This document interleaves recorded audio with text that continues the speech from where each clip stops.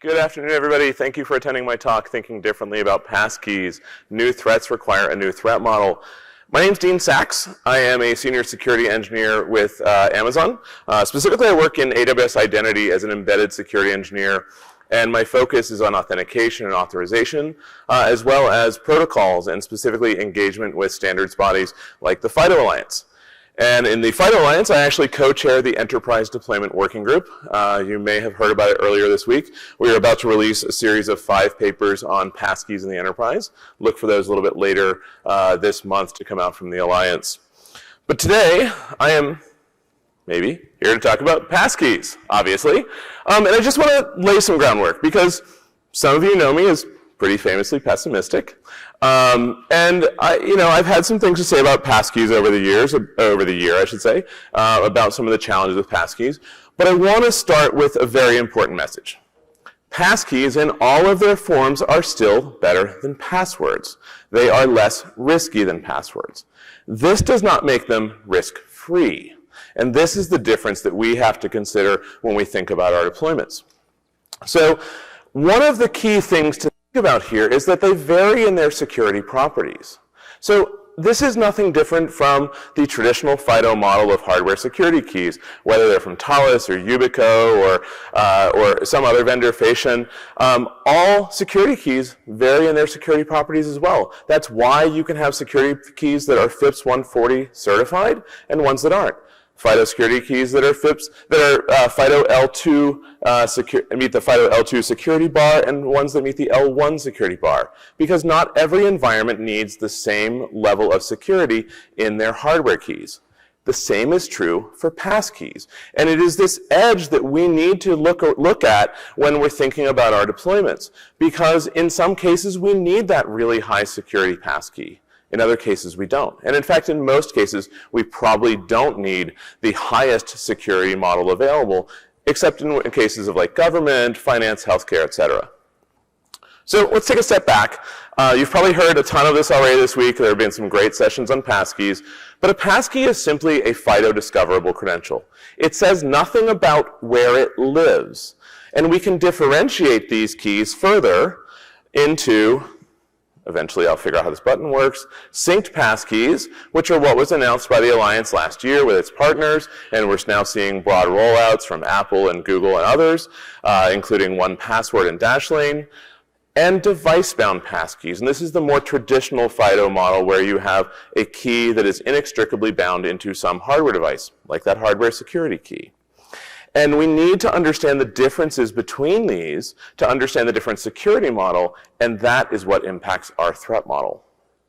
So, speaking of Venn diagrams, Heather, here we go. Here's a big Venn diagram about FIDO discoverable credentials, and I'm going to use this throughout the talk, and hopefully this is pretty clear. So, as I said, we can differentiate synced and device-bound passkeys into 2 different buckets. They are all FIDO discoverable credentials, and they share a number of common properties. These credentials are all based upon key pairs. There's a cryptographic key pair, public key cryptography. We use a private key to sign over a challenge, and the RP uses a public key to validate that signature. But these are special keys because they're origin bound. And origin boundedness is a really interesting property because what it says is the key that I create for identiverse.com and the key I create for FIDOalliance.org are separate and different and cannot be used on the other origin. And this is enforced by the browser and the authenticator. And it is this enforcement that removes the ability to use these keys in most phishing attacks. Now note, I'm going to say they are highly phishing resistant. As a security engineer, I am not generally going to speak in absolutes, and this is a case where I won't speak in absolutes, but they are highly phishing resistant, and it removes the need for the user to be observant about, is there a lock in the browser bar? Am I at the right URL? Because this is enforced at a protocol level. So it removes some of that mental burden from the user. Oftentimes we talk about passkeys as being password replacements, and this is a great use case for passkeys. But there's nothing in the protocol that says they must be a password replacement, and in fact we do see them deployed as second factors. I was speaking to a colleague earlier today and demonstrated that login.gov, for instance, which is an American government-to-citizen service site, uses passkeys as a second factor. I too was surprised by this when I discovered it while trying to check my global entry status. But here's where we have to start talking about the differences. And the differences are inherent in the names. So device-bound passkey has a credential that is non-exportable. We have cryptographic keys that are bound into the device. They sit within a, I keep wanting to say a technical program manager, but that is not the right acronym, a trusted platform module. See, I knew I would get there eventually. A trusted execution environment or a secure element.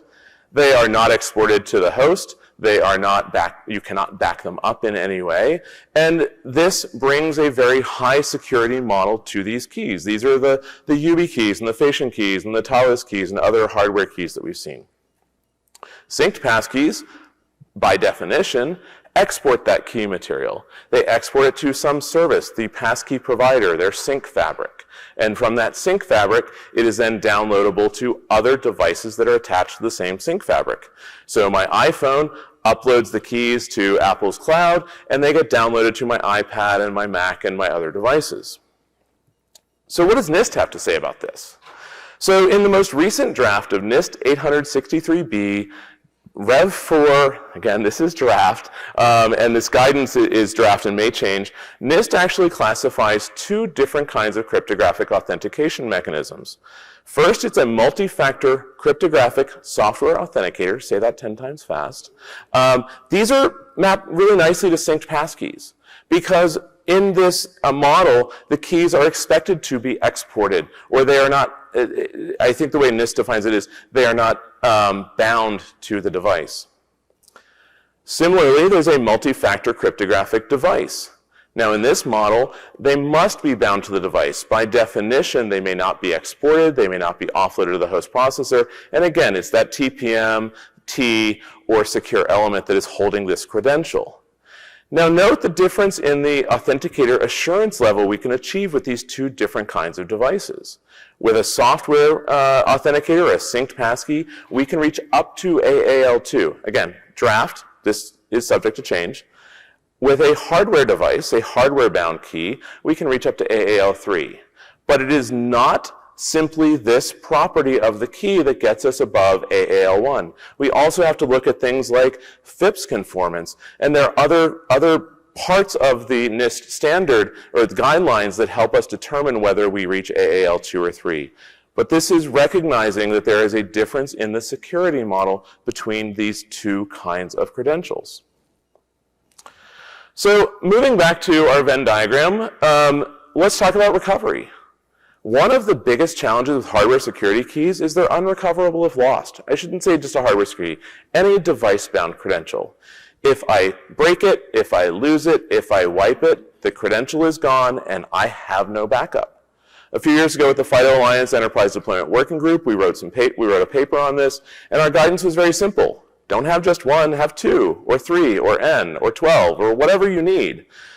As a human who does this every day, what a pain in the ass, and I apologize for my language, but it is really hard to manage the credentials that I have on these hardware security keys.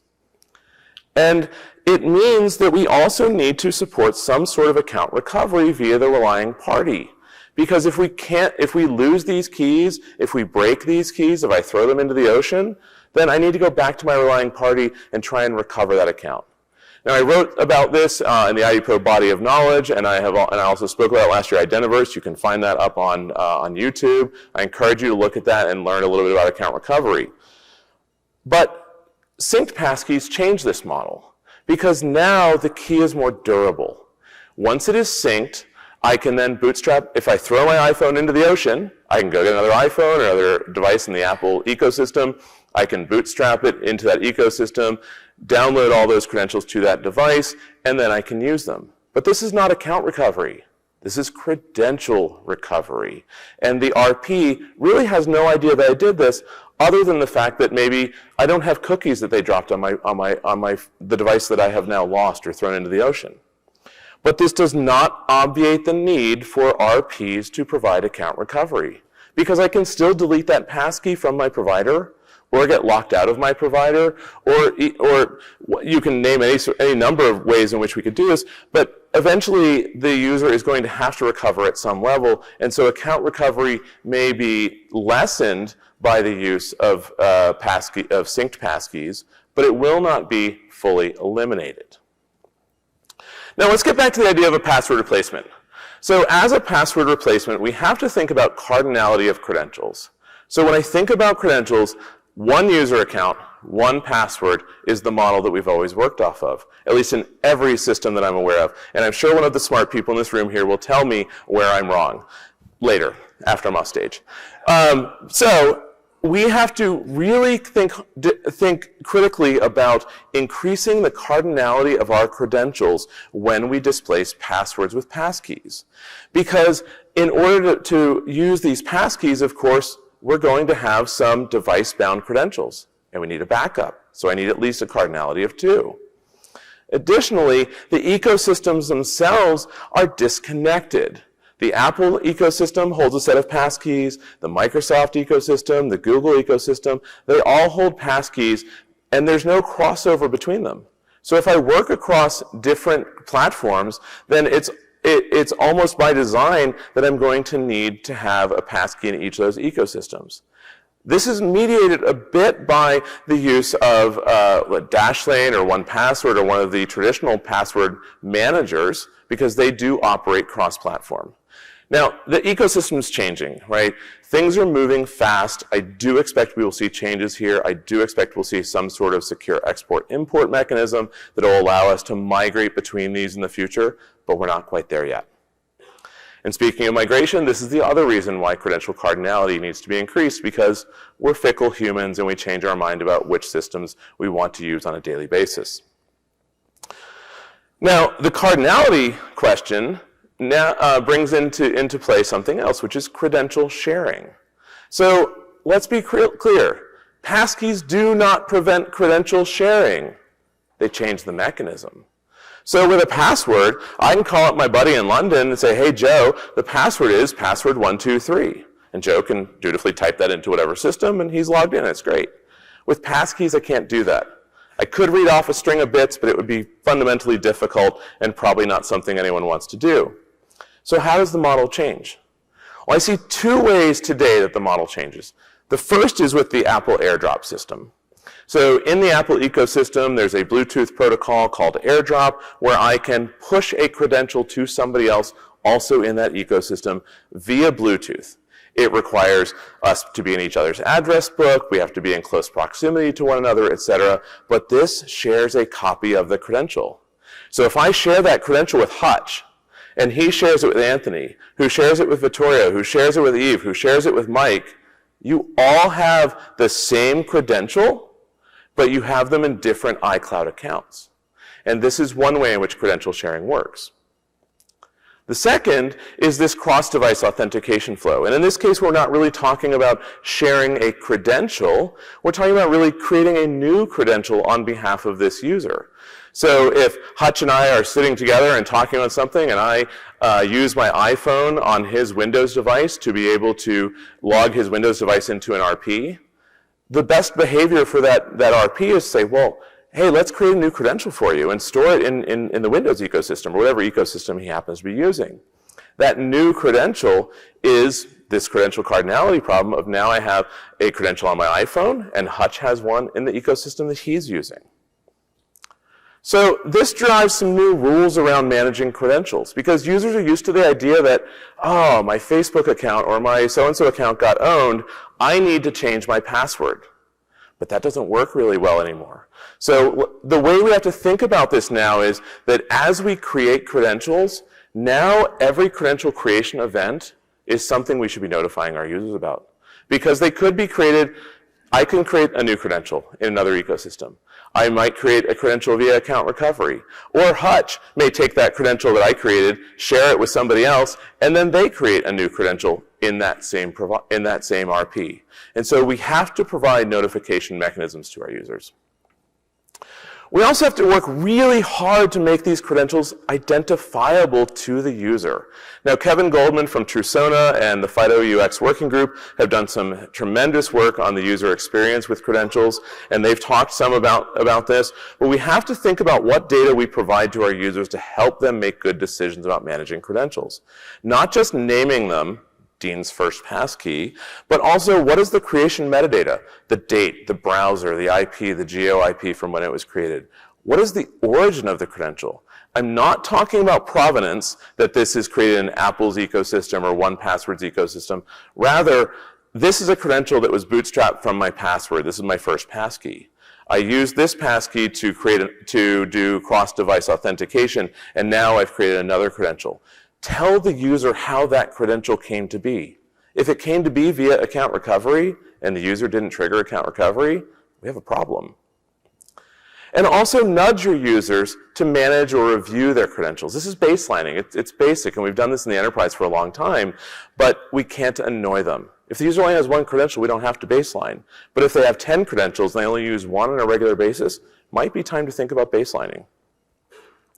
Now, the new rules also include managing the passkeys themselves. So back to your account got pwned, what do you do now? Well, a user may decide, I need to delete my passkey from my provider. But that doesn't help, because if I've shared that passkey to Vittorio and he still has it, I can no longer log into the account, but Vittorio still can. On the other hand, if I delete the passkey from the relying party, nobody can now use this credential because it's no longer resident at the relying party. And so we have to train our users about how to think about credential management in some new ways. Now, this extends to credential rotation. If I decide I need, for whatever reason, to rotate my passkey, there's no atomic operation to do this. I have to delete it from my provider, my passkey provider, I have to delete it from the RP, and I have to generate a new credential.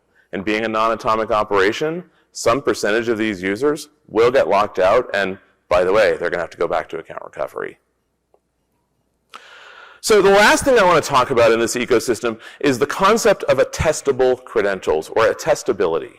So what is attestation? Attestation in its most simple form is a statement of fact about an authenticator. Note, it's not a statement of fact about the credential, but it's about the authenticator that created the credential. And this attestation may be provided during the credential creation event.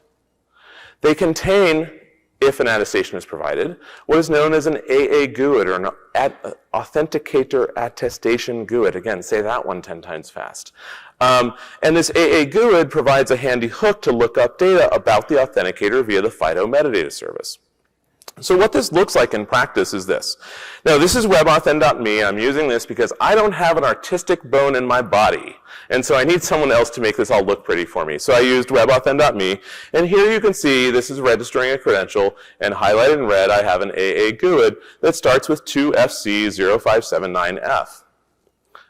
If I then move over to the metadata service, and again, this is using the metadata explorer available on GitHub, I can find that AA GUID, 2FC0579F, yada, yada, yada, and I can find metadata. And this metadata is great because it tells me I have a YubiKey 5 series with NFC. On the top of the status report, it says FIDO Certified L1. That's its security certification from the FIDO Alliance. What security bar does it meet? On the bottom, it tells me it's FIDO Certified, which tells me it meets the conformance criteria for the protocol. But how do I know it's not lying to me?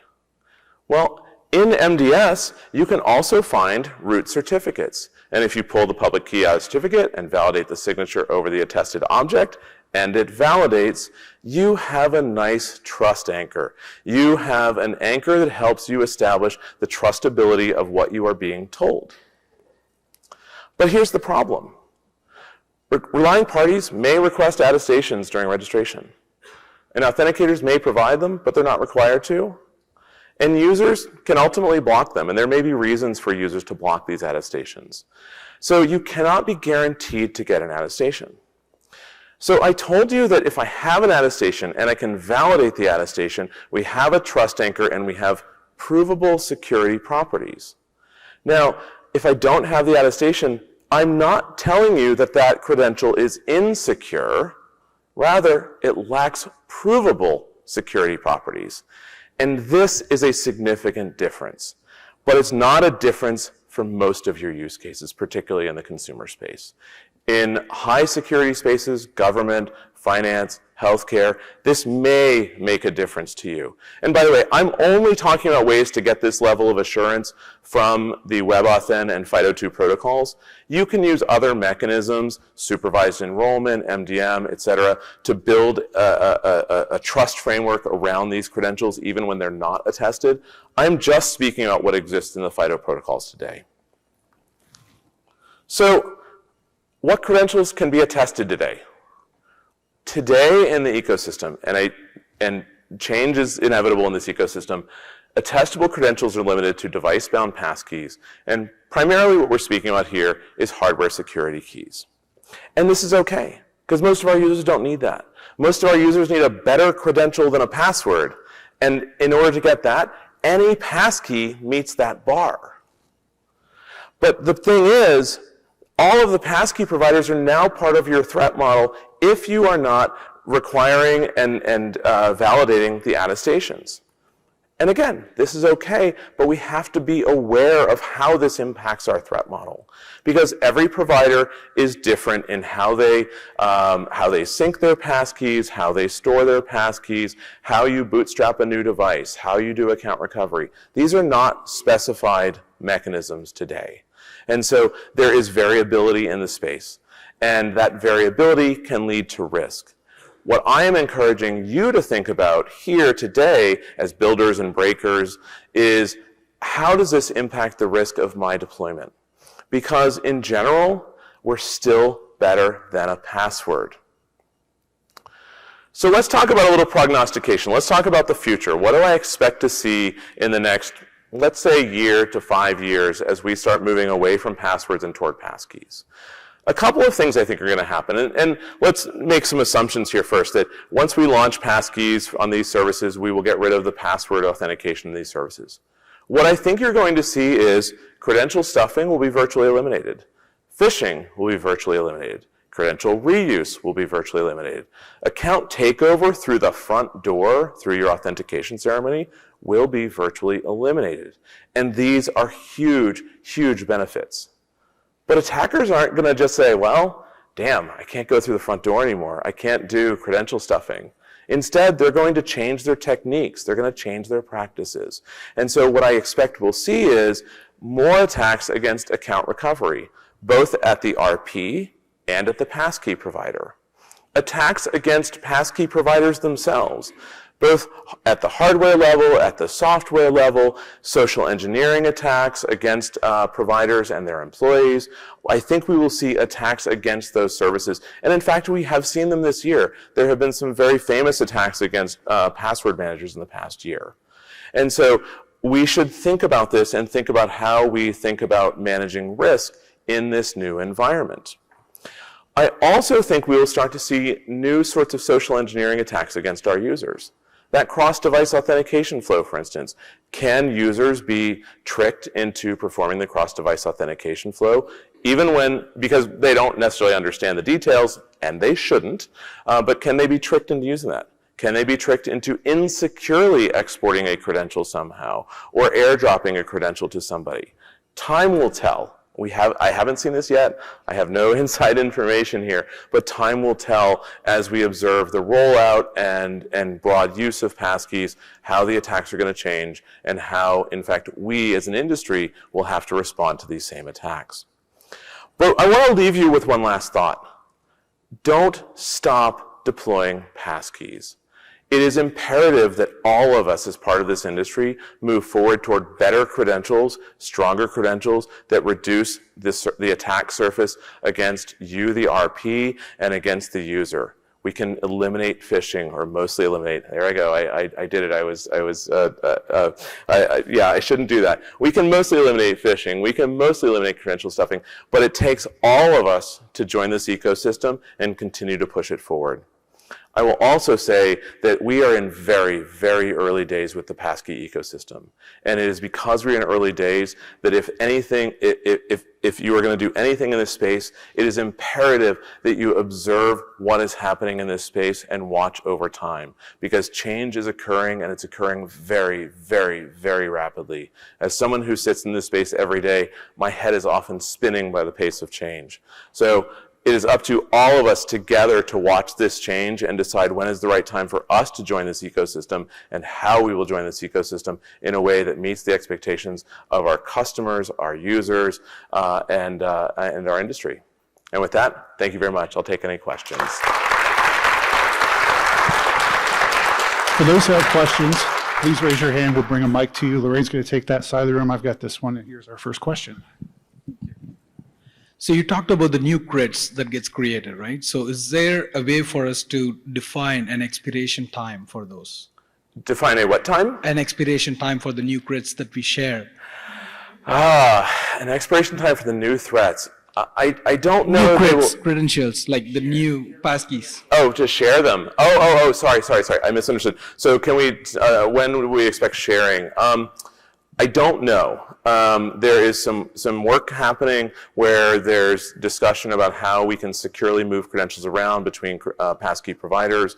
That has not yet come to fruition. It will take some time. But I think you will see active work in that space because it's in everybody's best interest to provide mechanisms to allow users to move their credentials around so that nobody is locked into any one particular provider. The other question that I had is, for the device-bound passkeys, right? We do take a device backups. So let's take, for example, we take a backup of the device and put it in the iCloud, and then we reuse it. In case if a device is stolen and we download that backup, do we still get the passkeys back? So let me unpack this a little bit. The question is, if I have, say, an iOS device and I back it up to iCloud, which, by the way, I do with my device, does that back up the passkeys? So two parts here. First, in the Apple ecosystem today, in the modern OSs, so iOS 16, iPadOS 16, and I think it's Ventura now, you cannot create new device-bound credentials. So you can only create synced passkeys in this case. And so, the synced passkeys are automatically backed up to iCloud because you have to have iCloud keychain turned on in order to do that. So they will be backed up, and you could restore them to a restored device. If you have device-bound credentials from the iOS 15 days, for instance, which I have some on my phone because I have a bit of an older phone, those would not be backed up because device-boundedness means they never leave the secure enclave on that device. Yeah, any hardware-bound credential should never leave that device. That's part of the promise that is made there.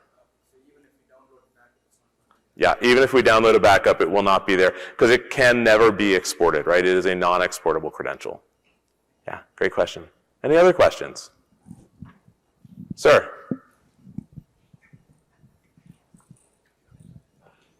So I was wondering, this attestation, the metadata that's optionally provided, is there secure? Well, can you do things like anonymous login, but assert, identity attributes? And is there any concern about, moving the location where this metadata is stored from the relying party login configuration and, back to the provider? So with the attestation, with the metadata that's available through MDS, the metadata is really not about the credential. It is about the authenticator. So it is about the Ubico device or the Thales device or an Apple device or whatever device is providing that attestation. It is, and these attestations are designed to be reasonably anonymous. The AA GUIDs are in batches of 100,000 devices or more, so that I can't, say, track your device using an AA GUID across multiple different providers, right? So there's a privacy aspect here, which is why users are allowed to block them. And generally speaking, unless you have that need for a high security environment where you're hitting AAL2, AAL3, you probably don't need the attestation. And this is this is, I think, a sharp edge that people are kind of trying to figure out how to deal with this. But in general, if you are just attempting to eliminate things like credential stuffing or credential reuse, just accept a passkey. You don't care about that attestation. And as my friend Shane, who I saw, there he is over there, says, don't turn off your risk engines. Your risk engines are still important. You still may need to do some step up if you see signals that indicate risk that you're not comfortable with. But the attestation, it may not be the right way to get there. And in fact, if you require them, you won't be able to accept the synced passkeys that are available in the market today, which may limit the market for you to accept passkeys. So it's a balance, right? And everyone has to decide what their risk tolerance is for their own environment, for their own user base, and decide how to move forward in that space. Identity-based attribute sharing is at a higher level entirely, digital wallet kind of stuff. Correct. This is just a credential. Think of it like a password or any other credential. All right, I think I have one more question, and then we're at time. Last question.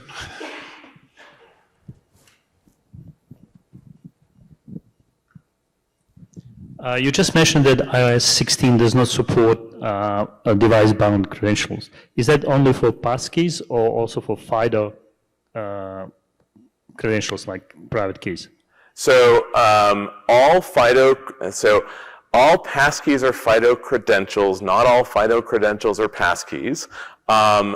In iOS 16, if you had an existing device-bound credential from the iOS 15 or earlier days, it still exists in your device, but you cannot generate new device-bound passkeys in that scenario. If you want device-bound passkeys and you want a guarantee that you have device-bound passkeys, use a hardware security key today. Now, the future, things may change, but today you're looking at using hardware security keys. So even today, with iOS 16, I cannot create a new FIDO credentials, not a passkey. You can, but that is device bound. You cannot create it in iCloud or on the device. You'd have to create it on an external device like a hardware security key. Okay, so you can use the device as an authenticator. Yes. Okay, thank you. All right, thank you all for your time. Enjoy the rest of the show.